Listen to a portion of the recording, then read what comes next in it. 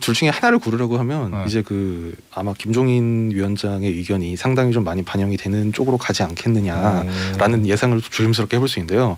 왜냐하면 실제적으로 선거를 하게 되면 선대위를 뭐 어떻게 꾸리든 간에 결과적으로 핵심 메시지 파트는 굉장히 단순하고 사실 소수거든요. 그렇죠. 그러니까 메시지 전을 수행하는, 말하자면 이번 주에 캠프 이제는 뭐다, 이걸 네. 결정하는 건 캠프를 뭐 몇백 명을 넣든 간에 결국은 뭐 한 대여섯 명 정도의 단위에서 결정을 할 수밖에 없는 거고. 척보가 10,000명 있어도 어차피 일하는 사람들. 그렇죠. 그래서 그런 거 핵심 포스트에 누가 들어갈 거냐 하는 문제. 그리고 이제 이런 건 있습니다. 이제 후보 인사, 윤 후보의 약간 인사 스타일이 네. 검찰에서 이제 보통 인사를 그렇게 한다고 하는데 네.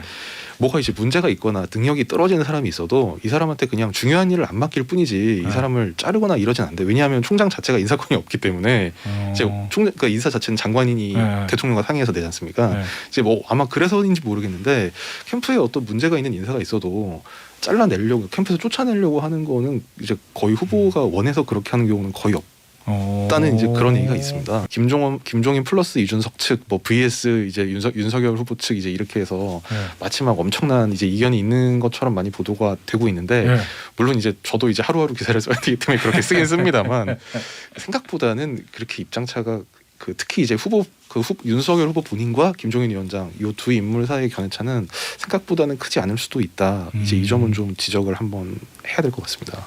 김태현의 정치쇼. 첫 번째 소식은 이거예요. 대통령이 국민과에 대화한다는 거잖아요. 21일 날. 네. 예. 근데 대통령이 국민하고 소통하는 거 너무너무 좋은 거고 당연한 건데 뭐 일각에서 뭐 야권이죠. 뭐 야당에서는 시점하고 방식에 대해서 야, 왜 지금 이 시점에 기자간담회도 아니고 왜 국민과의 대화냐? 뭐 이런 얘기를 하는 것 같아요. 어때요? 그렇죠. 뭐 이제 임기 6개월 남았는데 과거 뭐 어느 정부도 이 시점에 국민과의 대화 뭐 이런 행사를 한 적이 없기 때문에 원래 임기 초에 하죠, 대부분. 예, 국민과의 그렇죠. 대화. 그리고 뭐 지난해에도 문재인 정부가 이걸 하지는 않았거든요. 2년 전에 하고 이제 2년 만에 하는 건데 지난해 기자간담회였죠. 예, 뭐 물론 이제 코로나 19가 굉장히 심각했던 상황이기 때문에 사람들 불러 모아서 뭘 하기는 쉽지 않은 상황이었고 그래서 뭐 이제 위드 코로나도 시행하니까 거기에 발맞춰서 하는 뭐 측면도 있고 또 문재인 정부 자체가 이제 출범할 때 굉장히 좀 어수선하게 출범을 하지 않았습니까? 뭐 인수위도 없었고 그렇죠. 뭐 진짜 막 그래서 어수선하게 막 이렇게 출범을 했는데 마무리는 좀 깔끔하게 성과도 좀 알릴 건 알리고 부족한 거는 또 사과하고 얘기하고 이런 일정을 가지고 싶은 게 문재인 정부 청와대의 좀 생각인 것 같아요. 그래서 진행을 하는 건데 일종의 개막식은 막 사실은 제대로 준비 못하고 했으니까 폐막식은 준비 잘하자 뭐 이런 취지인가 보다. 네. 그리고 또 뭐 지금 국정 지지도가 뭐 비판도 많이 받지만 여전히 뭐 30% 넘는 거 이 시점에 임기 말기에 이렇게 되는 거는 뭐 거의 없었거든요. 역대로 보면 기록적인 지지율이긴 합니다. 사실. 네. 그걸 뭐 자신감을 바탕으로 하는 거죠. 네. 여당은 어때요? 좋아하나요? 이거? 야당이요? 여당부터 여당. 여당 관심이 없는 거죠. 관심 없어요? 하나? 뭐 하는가 보다. 네, 뭐 그래요. 대통령이 저런 행사 잘하면은 국민들의 인기도 높아지고 대선에 우리 좀 좋겠어 이게 아니라 아예 관심이 없다. 뭐 국정 지지율이 30% 넘게 역대급으로 나오긴 하지만 정권 교체를 해야 된다라는 여론조사도 뭐 거의 60%에 육박할 정도로 역대급으로 나오고 있기 때문에 마냥 막 좋아하지는 않고 좀 갸우뚱하는 것 같고요. 청와대와의 거리두기인가? 그렇죠. 뭐 완전히 뭐 손절할 수도 없고 그렇다고 너무 가깝게 할 수도 없고. 다만 이제 말 실수를 할까봐 좀 우려하는 사람들은 좀 있는 것 같더라고요. 민주당 내에서. 특히나 이제 부동산 문제. 2년 전에 제가 한번 발언 찾아봤더니 문재인 대통령이 부동산 자신 있다. 뭐 이거 해결하겠다 이렇게 얘기를 했단 말이에요. 근데 여전히 지금 부동산 최악의 상황인 거고 이거 관련해서 또 말실수가 나오면 이재명 후보가 다른 건 다 계승 발전하겠다고 하는데 문재인 정부의 부동산 문제는 잘못했다. 이거 뭐 바꾸겠다라고 얘기하고 있는 상황에서 좀 영향을 받지 않을까 우려하는 측면도 있습니다. 야당은 어떻게 보나요? 국민과의 대화 행사를. 그러니까 뭐 야당 인사들이 이제 신문이나 뭐 방송에 인터뷰 요청이 있으면 나와서 뭐 선거를 앞두고 중립성이 유러된다 뭐 이런 얘기를 하는 것 같은데 저는 오히려 이게 좀 주목이 됐는데요. 보통 이제 정치권에 무슨 일이 있으면 정당이 대변인 부대변인들이 박 명의 논평을 내잖아요. 어제 뭐 논평이 부대변인 명의 논평조차 안 나왔습니다. 국민과의 대화에 관해서 이재명 후보 관훈 토론에 대해서는 막 비판하는 게 막 한 두세 개 나왔던 것 같은데 하여튼 반응이 없었습니다. 그럼 이제 뭐야? 두 사람 얘기를 합치면은 청와대에서 어떤 행사에 대해서 여야가 지금 별 관심이 없다라는 거네요. 여당도 그렇고 야당도 그렇고. 원래 대선이 본격화가 되면 네. 원래 항상 권력의 추가 차기로 넘어가고 이제 현재 그러니까 현임 대통령은 이제 이제 임기를 정리하고 이제 뭐 이런 그 보통 이제 이렇게 되기 때문에요. 뭐 이번에 그 국민과의 대화를 하는 것도 결국 뭐 임기 말까지 국민과 소통을 포기하지 않겠다 뭐 이런 의미도 있지만 뭐 지난 이제 재임 기간을 좀 돌아보면서 소외를 정리하는 아마 그런 의미도 좀 담은 게 야당은 아닌가 그거구나. 화력을 이제 이재명 후보에게 집중하지 청와대한테 화력을 쏠 포도 없고 의지도 없고 관심이 없다 이거고 여당도 청와대와 좀 엮이고 싶지 않다 뭐 이런 거 같은데요. 뭐, 두 분 얘기 들어보면 청와대 입장에서는 이제 더 시간이 지나면 네. 우리한테 더 관심을 안 가질 테니 지금이라도 하자. 알겠습니다. 이제 진짜 그럼 이제 본격적인 대선 각 캠프 얘기 좀 해볼게요. 어제 이제 움직임들이 제일 큰 게 민주당 이재명 후보는 관훈 토론회 가서 조건부 특검 수용했다는 거. 그 다음에 국민의힘 윤석열 후보는 광주 가가지고 사과한 거. 뭐 요 얘기인데 일단은 이거부터 볼게요. 이재명 후보 관훈 토론회. 네. 어제 보니까 이거 대장동 특검 받겠다. 맞습니다. 네. 근데 야 당장 해 이건 아니고 조건부로. 검찰 수사가 미진하면 뭐 조건을 붙이긴 했어요. 네. 어떤 배경에서 나온 거예요 이거? 캠프에서 뭐래요? 그러니까 뭐 이제 그런 거죠. 뭐 여론조사가 이제 윤석열 후보가 국민의힘의 공식 대선 후보가 선출된 이후 여론조사 지표가 굉장히 이재명 후보에게 안 좋게 나오고 있잖아요. 뭐 컨벤션 효과 있기 때문에 뭐 좀 기다리면 달라질 거다라고 얘기하지만은 수치 자체가 워낙 큰 차이가 나니까 이 캠프 자체에서도 좀 우려를 안 할 수 없는 상황이고 게다가 특검을 해야 된다라는 여론조사가 50% 넘게 나오고 있거든요. 그래서 마냥 뭐 우리는 깨끗하니까 우리는 뭐 이재명 후보는 절대 돈 한 푼 안 받았을 거야라고 얘기를 하지만 이게 실질적인 여론조사 지표에서는 잘 안 먹히고 있는 상황이기 때문에 일단은 그 특검을 검찰 수사가 미진하다라는 조건을 달고 받으면은 그 여론이 좀 어떻게 바뀌지 않을까 이런 생각이 밑바탕에 깔려 있는 것 같습니다. 그러니까 특검 안 받으면 저거 뭐가 걸릴 것 같으니까 안 받는구나 이런 여론들이 있으니 그렇죠. 받겠다 그러면 야 자신 있나 보다. 진짜 아무것도 없겠구나. 이런 여론이 좀 생기길 기대하면서 정면 돌파한다. 그렇죠. 그 얘기구나. 야당은 어때요? 좀 부정적이죠, 저거. 그런 것 같던데? 김경원 의원도 반응 보니까. 네, 뭐 일단 그 조건부 특검 수용론이다. 그래서 쪼잔하다. 뭐 이런 취지의 그 약간 폄하 조건을 붙여서 비하성 이제 이런 논평이 나왔고요. 윤석열 후보 같은 경우는 어제 광주에서 이제 기자들이 물어봤는데 뭐 광주 일정 때문에 자세한 내용은 모른다면서도 어쨌든 특검 수용은 바람직하다고 생각한다. 이런 입장만 밝혔습니다. 자세한 내용은 모르지만 특검 자체 수용은 바람직하다 이렇게 얘기한 거구나. 예. 근데 원내 당 지도부는 조건 붙인 거가 뭐라 그러는 거고. 조건부 수용이다. 그래서 이게 참 뭐랄까 대범한 모습이 아니다. 이제 이런 취지의 비판을 한 것 같습니다. 근데 전 궁금한 거 양 후보 측이 어쨌든 수사가 다 걸려 있잖아요. 근데 네. 윤석열 후보는 대장동뿐만 아니라 본인의 고발 사주과도 같이 다 특검하자고 그랬는데.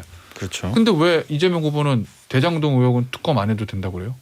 그냥 얼핏 생각하면 그래? 나도 특검할 때가 당신도 해 뭐 이럴 것 같기도 한데. 그렇죠. 예. 일단 좀 억울한 것 같아요. 그러니까 이재명 후보 같은 경우는 이거 뭐 나랑은 크게 상관이 없는데 이거 내 성과인데 왜 내가 이걸로 지금 계속 이렇게 공격을 받는 것도 모자라서 검찰 수사 나아가 뭐 대장동 특검까지 받아야 되냐 이런 생각. 그게 윤석열 후보 쌍특검을 받자고 하는데 어떻게 생각하냐라고 이제 관훈 토론에서 물어보니까 난 진짜 깨끗하다.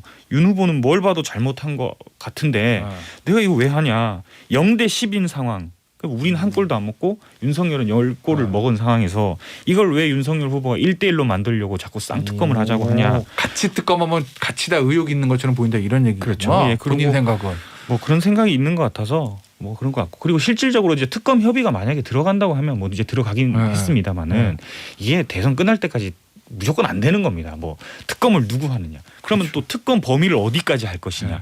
이게 만약에 대장동만 놓고 협의를 한다고 하더라도 그럼 만약에 이제 우리가 받겠다 민주당이 얘기를 하더라도 국민의힘 쪽에서는 그래 이거 좋은데 이거 백현동 의혹도 있으니까 백현동 하자 하면은 또 왜 백현동을 하자고 하냐 해서 막 더 논의하다 또 시간 가고 뭐 이렇게 해서 안 될 게 뻔하다고 이제 정치 전문가들은 다 얘기를 해요. 무조건 이건 정치 공세고 그렇기 때문에 이거 뭐 고발 사주까지 들어가고 뭐 윤석열 특검까지 같이 들어가면은 이건 뭐 서로 뭐 말도 안 되는 거고 난장판으로 흐를 거다 이런 생각이 있는 것 같습니다.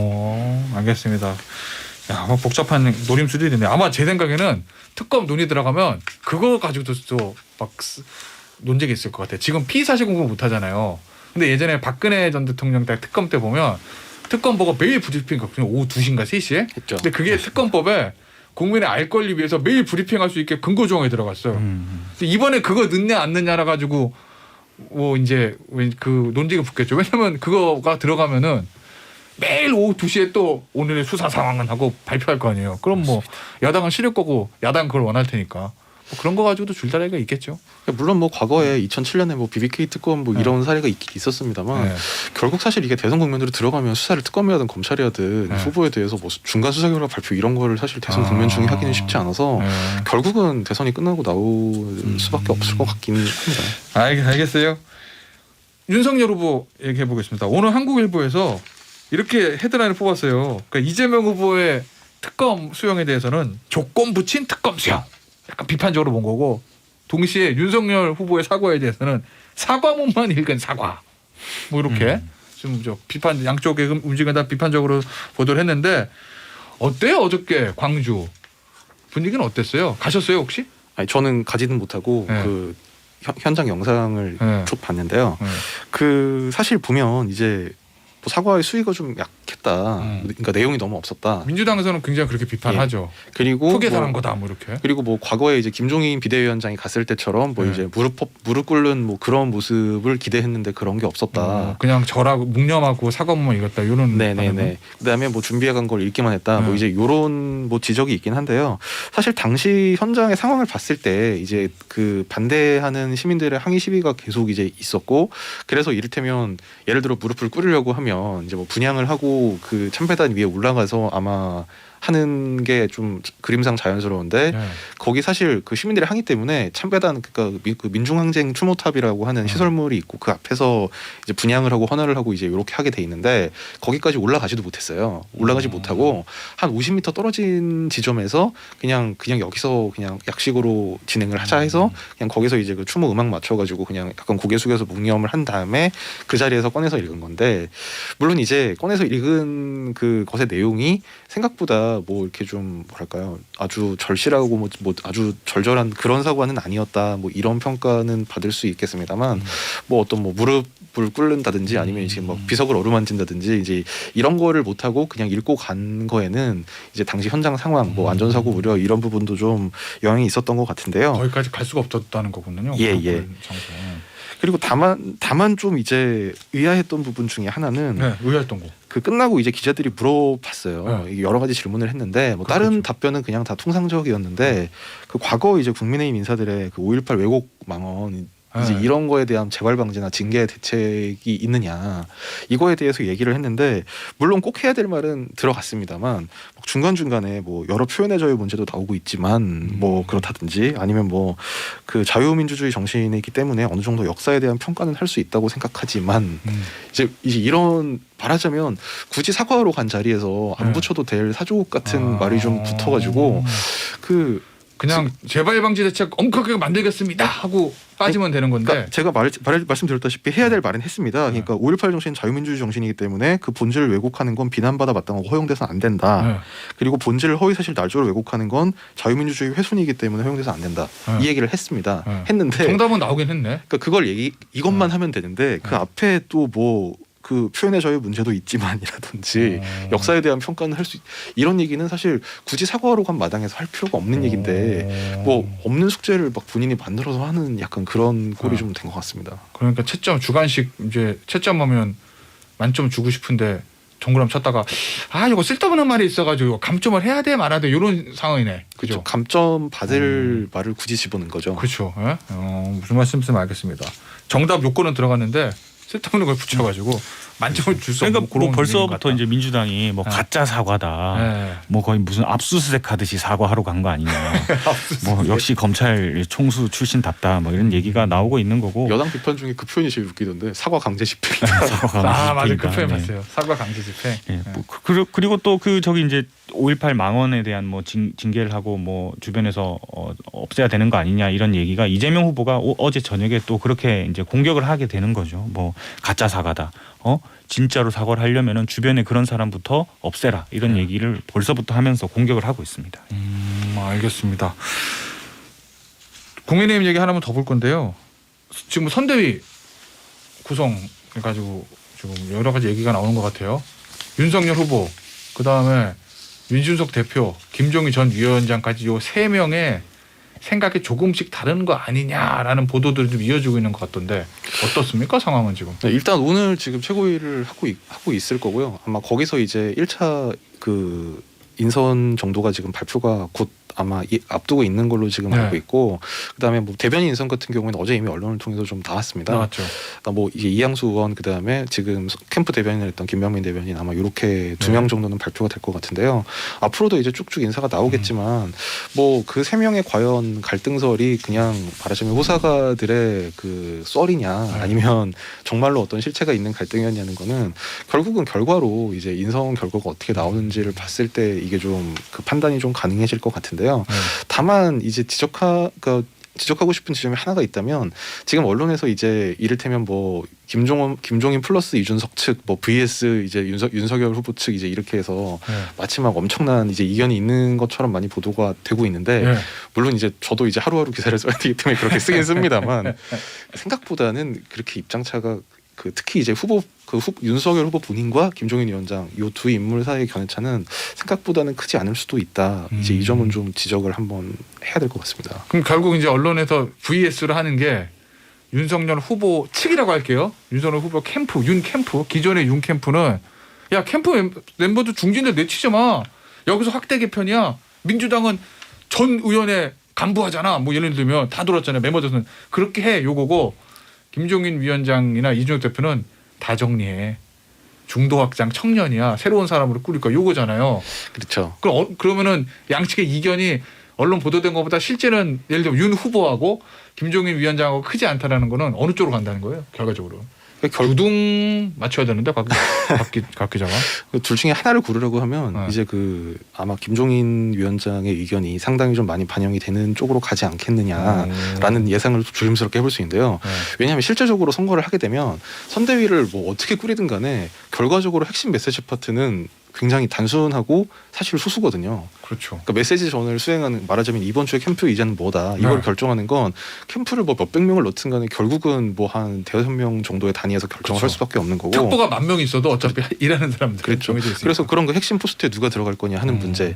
그리고 이제 이런 건 있습니다. 이제 후보 인사, 그 윤 후보의 약간 인사 스타일이 검찰에서 이제 보통 인사를 그렇게 한다고 하는데 뭐가 이제 문제가 있거나 능력이 떨어지는 사람이 있어도 이 사람한테 그냥 중요한 일을 안 맡길 뿐이지 이 사람을 자르거나 이러진 안 돼. 왜냐하면 총장 자체가 인사권이 없기 때문에 이제 그러니까 인사 자체는 장관인이 대통령과 상의해서 내지 않습니까? 이제 뭐 아마 그래서인지 모르겠는데 캠프에 어떤 문제가 있는 인사가 있어도 잘라내려고, 캠프에서 쫓아내려고 하는 거는 이제 거의 후보가 원해서 그렇게 하는 경우는 거의 없다는 이제 그런 얘기가 있습니다. 그래서 특히 이제 또 사람 좋아하고 막 이제 그 약간 보스 기질이 있다 이제 이런 평가도 있기 때문에, 그래서 이제 의원총회 가서 막 그 100명 넘는 의원들한테 전부 다 참여해달라 막 이런 얘기를 하는 걸 보면 아마 그런 부분은 좀 후보 본인의 이제 입장 성향과 좀 그 부합해서 나온 거겠지만 뭐 캠프를 막 이를테면 공동선대위원장을 중진 중심으로 하자는 둥, 아니면 지금 컨벤션에서 막 10% 이상 이기니까 뭐 굳이 김종인 뭐 굳이 중도 확장 이런 거 할 필요 있겠나, 이런 얘기는 아마 후보의 그 본심과는 좀 차이가 있지 않을까, 아마 이렇게 보여집니다. 알겠습니다. 저는 단순한 걸 좋아하니까 곽재용 기자의 오늘 한마디는 김종인 승으로 끝날 거다. 예상했어요? 만나 안 만나 봐야지. 고 기자. 네. 어제 윤 후보하고 이 후보하고 처음 만났죠? 네, 처음 만났습니다. 뭐 귓속말했다는 얘기도 있고 뭐. 뭐 과거에는 만났는지 모르겠는데 두 후보가 대선 후보가 된 이후에 처음 만났죠. 그렇죠. 처음 만나. 처음 만났는데 보면은 그냥 어색하더라고요. 다들 기자들도 되게 기대 많이 하고 어떤 말이 오갈까. 이재명 후보가 윤석열 후보 얼굴에다 대고 바로 1대1 토론 만남 제안할까 막 이렇게 막 궁금해하고 막 예측하고 막 했는데 뭐 금방 끝나고 그냥 화기애애하게 겉으로는 끝났습니다. 뭐 이제 윤석열 후보가 뭐 성남 시절에 내가 법정에서 많이 봤다라고 얘기를 했거든요. 그러니까 성남지청에서 근무하던 윤석열 당시 검사와 성남 지역에서 인권 변호사로 활동하던 이재명 후보 뭐 이때 많이 봤다고 했는데 이재명 후보는 난 기억이 안 난다라고 얘기하면서. 기억이 안 나죠. 저도 뭐 법정에서 본 검사 판사 기억 안 나지. 그렇죠. 뭐 또 십몇 년 전, 20년 가까이 전이니까 기억이 안 난다라고 해서 덕담하고 끝났는데 이제 중요한 건 앞으로 계속 이런 일들이 많을 거예요. 뭐 뭐 여러 행사, 네, 그렇죠. 공동 네. 행사에 대선 후보가 동시에 이렇게 와가지고 서로 만나게 되고 네. 악수를 하냐, 네. 얼굴을 서로 쳐다보냐 네. 안 보냐, 이것만으로도 다 기사가 되기 때문에 어. 앞으로가 좀 더 네. 기대가 되는 것 같습니다. 아니 생각을 해보면 이 두 후보가 국회 경험이 없잖아요. 기존에 국회 경험이 있는 후보들이 왔으면 그래도 국회에서 뭐 상대 파트너로 만났다든지 뭐 상의를 같이 했다든지 뭐 접점이 있을 텐데 전혀 다른 길을 살아오다가 이번에 만난 거라서 어색어색할 수밖에 없겠네요. 고 기자 표현이 재밌네요. 어색어색했다고. 아니 그리고 보통은 이제 옛날에 성남에서 법정에서 뭐 몇 번 뵌 것 같다 이렇게 네. 얘기하면 네. 기억이 안 나도 그랬었죠. 이제 보통은 이렇게 하는데 기억이 안 나는데요라고 하니까 분위기가 어색해질 수밖에 없었던 것 같습니다. 그것도 일종의 기싸움인가요? 네. 그렇죠. 예. 알겠습니다. 오늘 국회 정보보고 시간 여기서 마무리하도록 할게요. 지금까지 SBS의 고정은 기자, 프레시안의 곽지영 기자였습니다. 감사합니다. 감사합니다. 감사합니다.